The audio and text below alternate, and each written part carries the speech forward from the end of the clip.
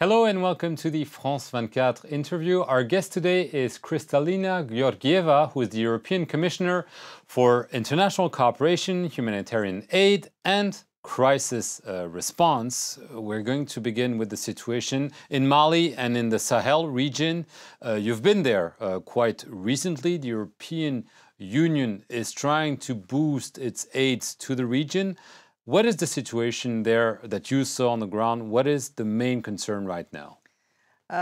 Mali has been hit by a crisis in a crisis in a crisis, food crisis, political crisis, and the conflict. So since the beginning of last year, people there have been suffering a lot from hunger and from insecurity. In fact, the 11th of January French intervention, if anything, is giving us hope that we may be able to help more people in Mali. Right now, we have three big problems. Inside Mali, getting help into the north. Even during the Islamists, we have maintained humanitarian assistance. European funding kept 80% of the clinics running. But people are starving and basic services don't work. Electricity, access to clean water. Because of the Islamists, kids were not immunized. We have a measles epidemics. And Algeria closing the border means a supply route is gone. In the north, the problems that we currently hit are insecurity, the use of improvised explosive devices, big problem every time there is a conflict. And getting more help in remains a huge priority. Two, we have the inevitable impact of ethnic tension in a country with long tradition. We worry a lot about revenge killings. And we have been Tuaregs or against others. the Tuaregs or against the Arabs. The Whiteskins, as they're called. Yes, the Whiteskins. And that is something that we can only stop by raising awareness, making the Malian government more responsible, but also bringing more eyes and ears on the ground. We in the EU are in favor of human rights monitors. When I met with the Malian Prime Minister yesterday in Brussels, I pleaded with him to focus on this problem because a lot of terrible things have been done in the north by the Islamists, but that is not an excuse for more terrible things to happen. Two wrongs don't make one right. And then we have the impact of the rest of the Sahel because 167,000 people cross the borders and they are in poor countries, in Burkina, in Niger, in Mauritania, caring for them, but also facilitating their return is a major humanitarian priority. But from what you're saying, people were expecting a major humanitarian crisis. It hasn't happened. I mean, the figures you're citing are not that huge, if I may use that word. Well, this is the interesting story of Mali.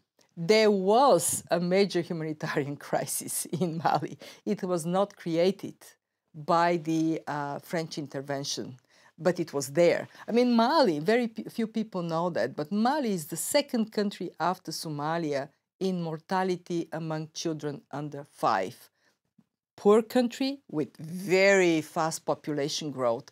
So there are humanitarian needs, but these humanitarian needs are more of a consequence of this unfortunate development that hit Mali. The drought last year, I mean, the whole Sahel region is so much on the front line of climate change.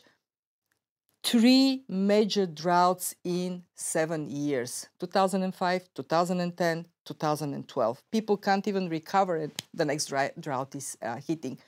Droughts that are supposed to come every 10 years, 15 years are now hitting the region. So when we talk about Mali today, I want to take this as an opportunity to raise awareness of the humanitarian conditions of the whole Sahel region.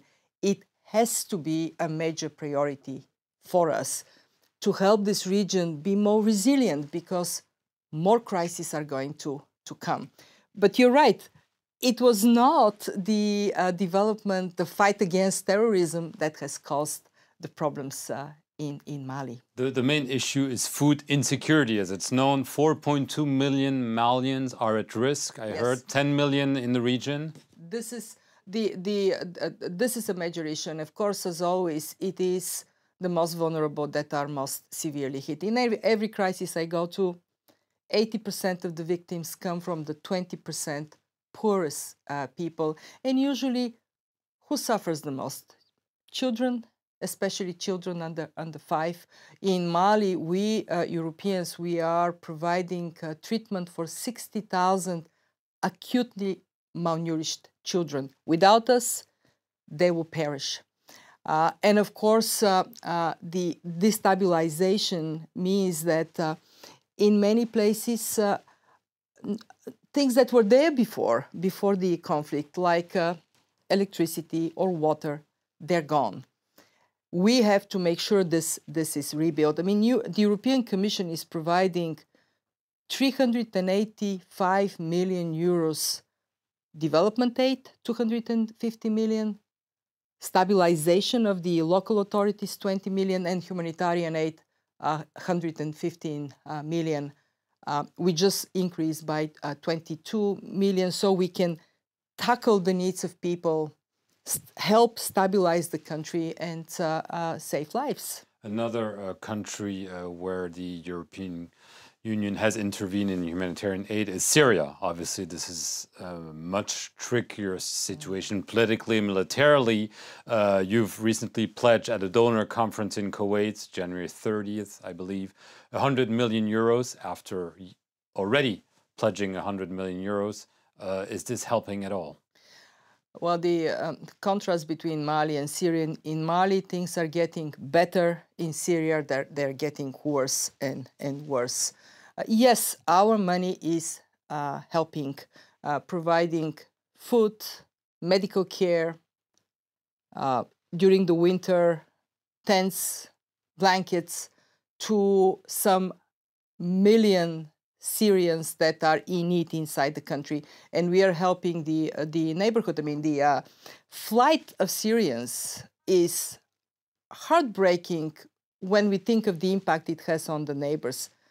Already 800,000 people have fled in countries that are very sensitive, in Jordan, in Lebanon, also in Turkey.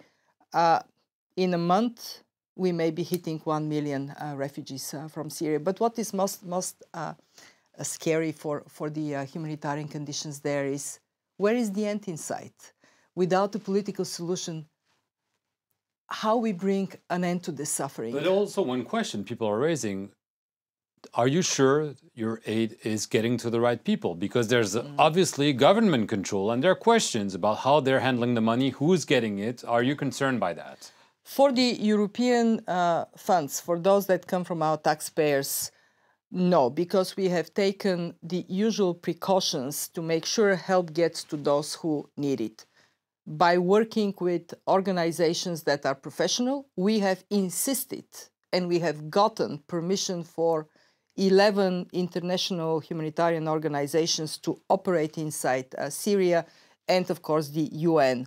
And what we also do is we always have our own staff in these dangerous conditions visiting locations. So we insist that help is directed to people. We don't give it to governments. We don't give it in any place, least in Syria, to the government. Very quickly, you're trying to raise awareness to the hidden or the silent disasters. You're launching a campaign right now because most of the disasters, unlike Mali or Syria, people are not aware of them. 91% of the cases when people suffer, we don't see on the screen. And for these disasters that are unfortunately more frequent and affect more people, we have to also raise support.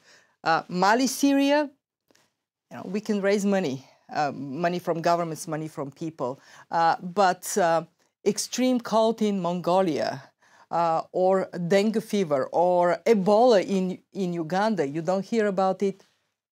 And yet we need to be sure that help is underway. Last question. Money is still important. Recent negotiations over the next EU budget. The Parliament still has a say, but can you be certain that the humanitarian aid levels will be maintained? Because, as you said, there are important crises to deal with, hidden or not. I trust the goodness of the European people, and but there's a crisis. So. Well, even in this moment of crisis, you know what happened?